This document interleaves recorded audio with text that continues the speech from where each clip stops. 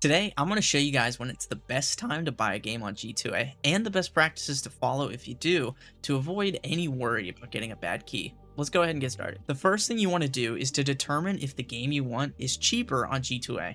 A perfect example would be if the game in question is wildly overpriced.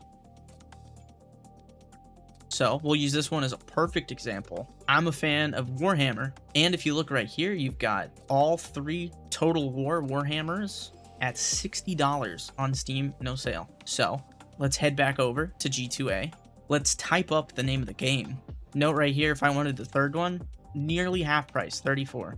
Second game, 75% off, $15. Quick math. First game in the trilogy, even cheaper than 75%. Luckily with G2A, if you look right here, you can get the entire trilogy for $37 instead of $180. So I would say that's a pretty good time to buy on G2A. After that, you want to make sure you purchase the right version of your game. And what I mean by that is, take for instance, I want to get Hogwarts Legacy. Oh, I can get the deluxe edition for $28. Notice that's a Steam account. Okay. Oh, look here, this is a Steam key. It only works if you're in Europe, which means you can't activate it in the United States or anywhere else. Oh, look right here. Perfect. Steam key, global, $28. That's how you know you're purchasing the right version. On G2A, there are 3 different versions that you can purchase. You can either get a key, an account, or a gift.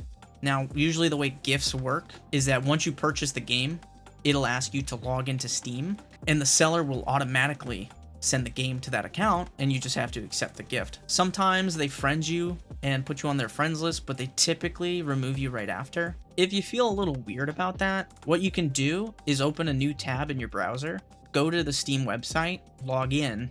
That way, when you go back to G2A, you'll have already been logged in, and it'll automatically jump over to accept gift or deny gift, which don't do that. The last step, and probably the most important one in making sure that you get the right version of your game for the right price, is picking which seller that you're buying from. Now, it'll link you to your product here, and it will show you all of the different offerings from all of these different sellers. Now, if you notice, a lot of these showing 100% feedback, and this indicates how many times they've sold a key on G2A.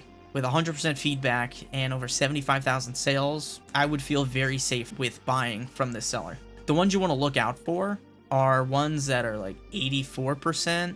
My rule of thumb is to not go below 95%. And if they don't have that many sales, especially somebody with 0 feedback and 0 sales, don't waste your time.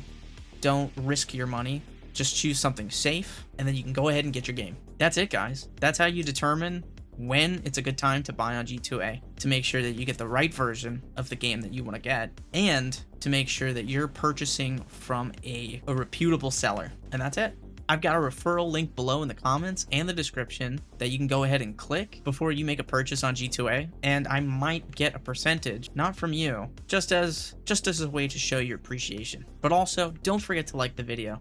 And don't forget to subscribe to this channel. I make all sorts of content from gaming, how-tos, entertainment, and little videos like this to help you guys actually save some money and not buy $60 games that you can easily get for $30. Like, what? Yeah. See you guys next time.